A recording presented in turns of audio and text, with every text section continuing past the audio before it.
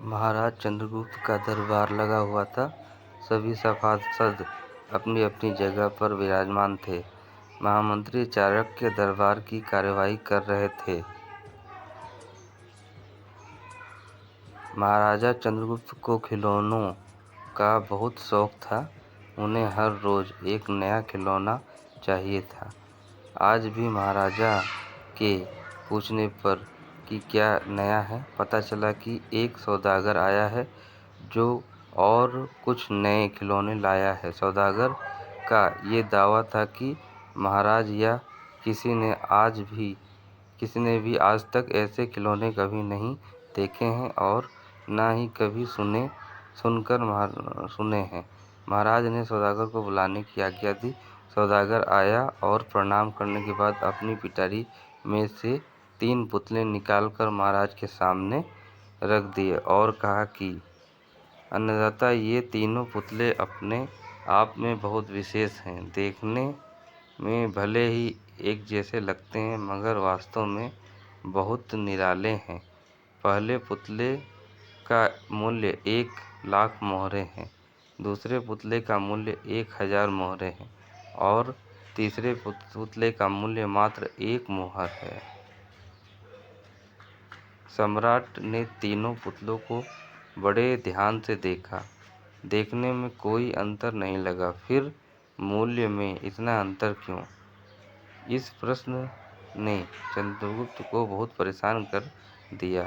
हार के उसने अपने सभासदों को पुतले दिए और कहा कि इनमें क्या अंतर है, मुझे बताओ। सभासदों ने तीनों पुतलों को घुमा फिराकर सब तरफ से देखा मगर किसी को भी इस गुत्थी को सुलझाने का जवाब नहीं मिला।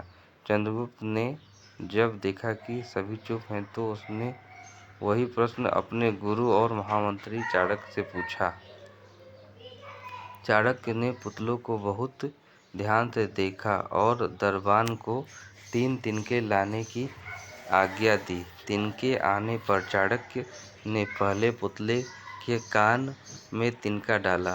सब ने देखा कि तिनका सीधा पेट में चला गया। थोड़ी देर बाद पुतले के होंठ हिले और फिर बंद हो गए। अब चाणक्य ने अगला तिनका दूसरे पुतले के कान में डाला। इस बार सब ने देखा कि तिनका दूसरे कान से बाहर आ गया और पुतला ज्यों का त्यों रहा। ये देखकर सभी की उत्सुकता बढ़ती जा रही थी कि आगे क्या होगा। अब चाणक्य ने तीसरा तिनका पुतले के कान में डाला। सब ने देखा कि तिनका पुतले के मुंह से बाहर आ गया है और पुतले का मुंह एकदम खुल गया। पुतला बराबर हिल रहा है जैसे कि कुछ कहना चाहता हो। चंद्रगुप्त के पूछने पर कि ये सब क्या है, इन पुतलों का मूल्य अलग अलग क्यों है, चाणक्य ने उत्तर दिया।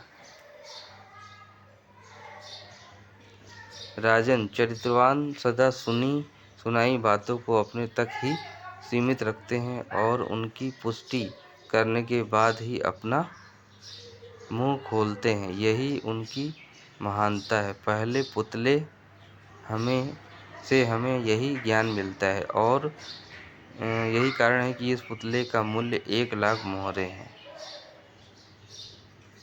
कुछ लोग सदा अपने में ही मग्न रहते हैं, हर बात को अनसुना कर देते हैं और अपनी वाह की कोई इच्छा नहीं होती।